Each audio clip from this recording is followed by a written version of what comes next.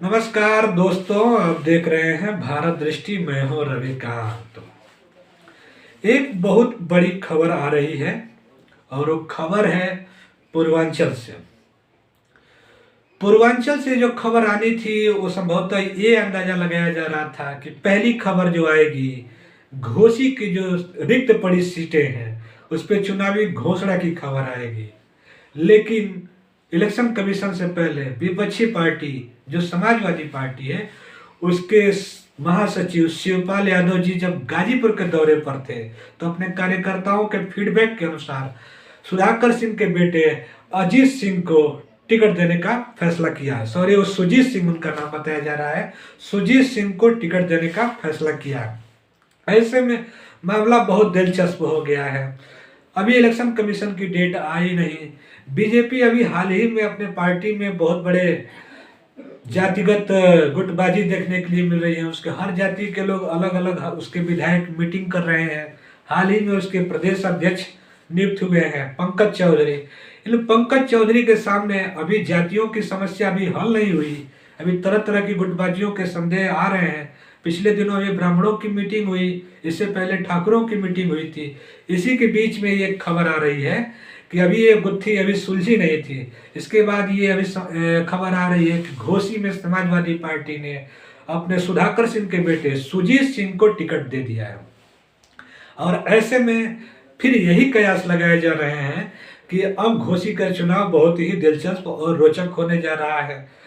संयोग ऐसा है कि 5 साल में एक बार चुनाव होते हैं किसी भी सीट पर, लेकिन एक बार तो विधायक जी जो इससे पहले दारा सिंह चौहान थे वो चले गए थे इस्तीफा देके। दोबारा उपचुनाव हुआ, उसमें सुधाकर सिंह जी जीत के आए थे।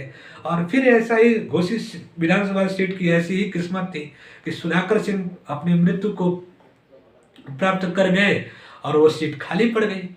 ऐसे में वहाँ सीट होना, खाली होने के दौरान वहाँ चुनाव होना बहुत जरूरी था। और अभी तो इलेक्शन कमीशन ने घोषणा नहीं की, जैसा मैं आपको बता चुका हूँ। तब तक विपक्षी दल, मुख्य विपक्षी दल समाजवादी पार्टी ने और उसके महासचिव शिवपाल यादव ने सुजीत सिंह को अपना प्रत्याशी बनाया।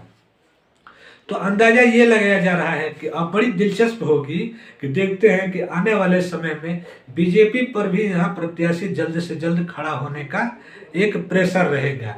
ऐसे में सवाल ये है कि क्या बीजेपी यहाँ किसी सवर्ण प्रत्याशी को कैंडिडेट बनाती है या बैकवर्ड प्रत्याशी बनाती है या दलित प्रत्याशी बनाती है, ये तो बीजेपी के अंदर की बात है। फिलहाल पत्रकारों या मेरे जैसे लोगों के बीच में या जनता के बीच में ये गुत्थी अभी से चलने लगी है कि वहाँ घोसी उपचुनाव के बीच कैसे रिजल्ट रहेंगे। घोसी उपचुनाव का रिजल्ट या घोसी विधानसभा का जो चुनाव होना है उससे तो मात्र किसी सरकार के बनने और बिगड़ने से फर्क पड़ने वाला नहीं है। इसके बावजूद भी घोसी का जो संदेश है ये 2027 से पहले ये चुनाव बड़े संदेश देने वाले हैं।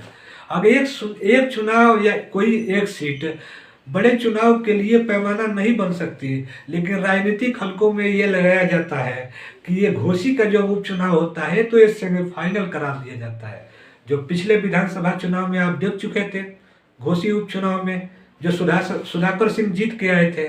ऐसे में कुछ ही दिनों के बाद जब लोकसभा के चुनाव हुए तो वहां से समाजवादी पार्टी या पूर्वांचल में बहुत बड़ी बढ़त हासिल की थी समाजवादी पार्टी ने, या उत्तर प्रदेश की राजनीति में समीकरण बदल दिए थे। इन्हीं संदेशों को लेके दिल्ली के पत्रकार, लखनऊ के पत्रकार या पूरे देश के पत्रकार ये अंदाजा लगा रहे हैं कि जो ताकतवर सरकार उत्तर प्रदेश में चल रही है, क्या एक घोसी विधानसभा सीट को लेके ऐसा कोई संदेश आने वाला है या ऐसा कोई संदेश वहाँ की जनता दे सकती है जो देश की राजनीति और प्रदेश की राजनीति के लिए बहुत अहम होगा। हालांकि बीजेपी के लिए यहाँ कोई कठिनाइयाँ नहीं है। हाल ही के दिनों में देखें तो पिछले कई प्रदेशों में एक के बाद एक विधानसभा या सरकारें बनाती आई है। अभी पिछले दिनों देखें तो बिहार में उसकी सरकार बनी है। ऐसे में उसका जरूर ही उसका मनोबल बढ़ा होगा, संभवतः बढ़ा होगा।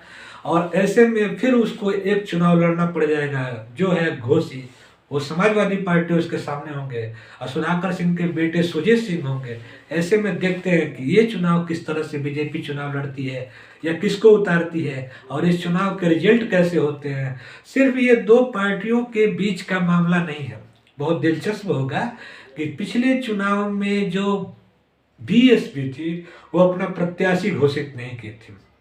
ऐसे में जो बीएसपी के वोटर थे वो चले गए थे समाजवादी पार्टी की ओर से, चूंकि वैचारिक करीबी पाते हैं समाजवादी पार्टी को, और बीएसपी जो है वो कहीं रसातल में या बहुत कमजोर है। ऐसे में उसको न जीतते हुए देखकर उसके जो समर्थक वर्ग है या कार्यकर्ता वर्ग है वो बीजेपी को हराने के लिए समाजवादी पार्टी की ओर चला गया था। इसका भी इतिहास बहुत लंबा चौड़ा है, क्यों चला गया था। ये थोड़ा वैचारिक लड़ाई है। अम्बेडकरवाद बिल्कुल जो राइट विंग की पॉलिटिक्स है उसकी विचारधारा है, उससे थोड़ा वो भिन्न रहता है या उसके कहे थोड़ा सा विरोध में रहता है। इसी का नतीजा का फायदा उठाते हुए समाजवादी पार्टी ने उस विधानसभा चुनाव को जीत में कन्वर्ट कर लिया था। लेकिन पिछले विधानसभा का जो उपचुनाव हुआ था, रिजल्ट उसके अंदाजा पर अनुमान नहीं लगाना चाहिए। रिजल्ट कुछ भिन्न हो सकते हैं, या हर चुनाव या हर तरह के चुनाव हर समय पर जो भी अलग अलग चुनाव होते हैं उसके अपने अपने अलग अलग पैटर्न होते हैं, अलग अलग समीकरण होते हैं, अलग अलग परिस्थितियां होती हैं। इसके बावजूद भी ये मूल्यांकन करना कि क्या 2027 के चुनाव के पहले घोसी का उपचुनाव एक बार और उत्तर प्रदेश की राजनीति में बड़ा संदेश दे सकता है, आने वाला समय बताएगा। और ये भी समय बता पाएगा कि एनडीए के लिए ओम प्रकाश राजभर या उनकी जो भी सहयोगी पार्टियां हैं, अनुप्रिया पटेल हैं, संजय निषाद हैं जो निषाद पार्टी है, या बाकी सहयोगी पार्टियां क्या अपने समर्थक वर्ग के वोटों का बीजेपी को वोट दिला पाती है नहीं, ये भी उनके लिए भी एक टेस्ट होगा। अगर वो दिला पाती हैं तो 2027 का जो चुनाव होगा उसमें जो सीटों की संख्या बार्गेन करने की स्थिति आएगी उसमें निश्चित ही कामयाब होंगे। और वो इसी वजह से वो भी अपना ताकत लगाने में कोई कमी नहीं छोड़ेंगे। फिलहाल अभी तो किसी भी क्षेत्रीय जो पार्टियां हैं जैसे सुहलदेव समाज पार्टी, निषाद समाज पार्टी, ये सब अभी घोषित चुनाव को लेके अपनी सीटों की दावा करने की अभी कोई स्थिति में नहीं है। फिलहाल मुझे लगता है कि वो बीजेपी के जो भी प्रत्याशी होंगे उनको जिताने की स्थिति में होंगी, क्योंकि उनकी भी अपनी एक मजबूरी है। अगर वो नहीं जिताएंगे, हार जाएंगे, तो 2027 में होने वाले जो चुनाव है उसमें जो सीट बार्गन करने की क्षमता होगी वो उनको थोड़ा कमजोर पड़ जाएगी। हालांकि अंदाजा ये भी लगाया जा रहा है कि क्या वो 27 के चुनाव से पहले कोई पाला बदल सकते हैं या नहीं, अब तो वही बताएंगे। लेकिन फिलहाल ये मान के चला जा रहा है कि 27 के चुनाव में वो एनडीए के साथ लड़ेंगे, बीजेपी के साथ लड़ेंगे। और ऐसे में घोसी का जो चुनाव है वो किस तरह के परिणाम और किस तरह के संदेश देते हैं, ये दर्शकों के लिए और लोगों के लिए, उत्तर प्रदेश की राजनीति के लिए बहुत ही अहम होने जा रहा है।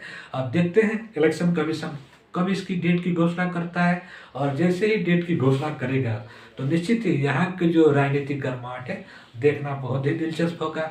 उसमें हम भी हिस्सा लेंगे, आप लोगों भी हिस्सा लेंगे, और वहाँ की जो भी खास रिपोर्टिंग होगी मेरे द्वारा वो पहुँचाई जाएगी।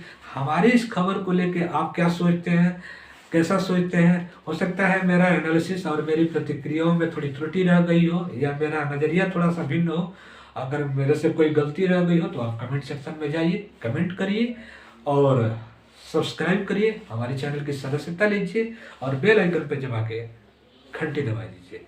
नमस्कार, रविकांत।